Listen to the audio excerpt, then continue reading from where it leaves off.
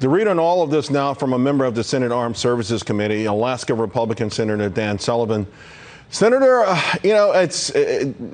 certainly China's belligerence has been on display for quite a few years, but it feels like the message they're sending in the last few days is that we can compete with you on the battlefield.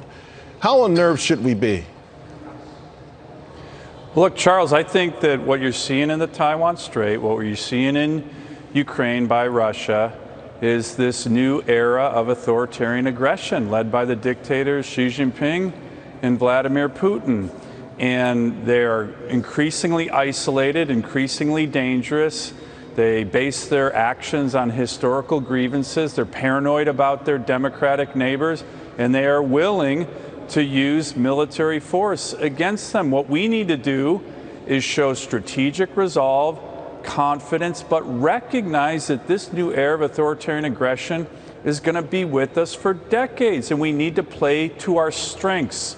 We have a lot of comparative advantages relative to the dictatorships in these two countries. A lethal military, our incredible energy and natural resources, our network of allies, our dynamic economy. But what the Biden administration needs to do is play to these. Let me give you a really big one. The president now, in the last 2 years, has put forward 2 defense budgets that are cuts, last year and this year. Right. That is exactly the wrong signal to send to these dictators. So these are the big strategic advantages we have, but we need to be wise enough to promote them and strengthen them. That's not happening in a lot of areas with this administration. Let me push back a little on 2 points you made. First, the isolation of these two, Putin and Xi. You know, there's been a lot of talk recently of this BRIC economic coalition, which was popular a few years ago. And now apparently Iran wants to join. Some other nations have said, hey, we'd like to join as well. India has been buying Russian oil. Yes, they're a democracy, but they really don't seem so eager to go against China and or Russia.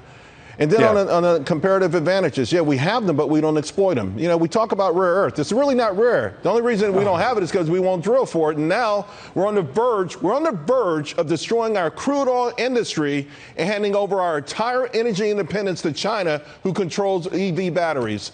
So I'm a little concerned about these things. Oh, I'm hugely concerned, and you put your finger on it. Let me give you you mentioned it, I mentioned it, a huge strategic advantage we have over certainly China, but even relative to Russia, is our energy resources. If you read the intel, Xi Jinping is very concerned about American energy dominance. And Putin knows that that's a great way for us to undermine his power as well. So what do you have? You have an administration that's actually attacking our own energy sector. So this is what I mean. We have incredible resources. We have critical minerals. Alaska, my great state, has critical minerals, rare earths.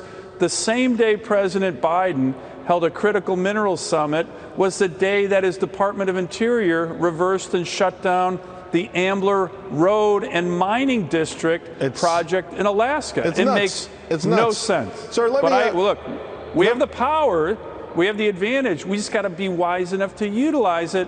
This administration isn't. No, it's just, I'm afraid we're going to give away something that is so precious. But I do want to ask, and I've only got a minute or so, West Virginia Democratic Senator Joe Manchin may be responsible for tomorrow's spending bill, but he did help Republicans pass something that President Biden apparently is no fan of. And Senator, you were a sponsor of it, so tell us about it.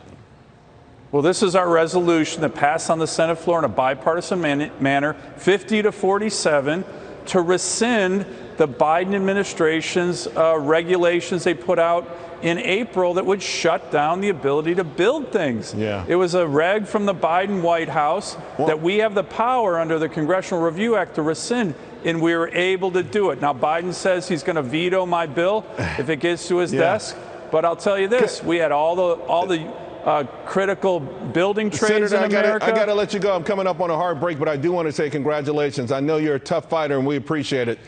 Thanks so much. Charles. All right.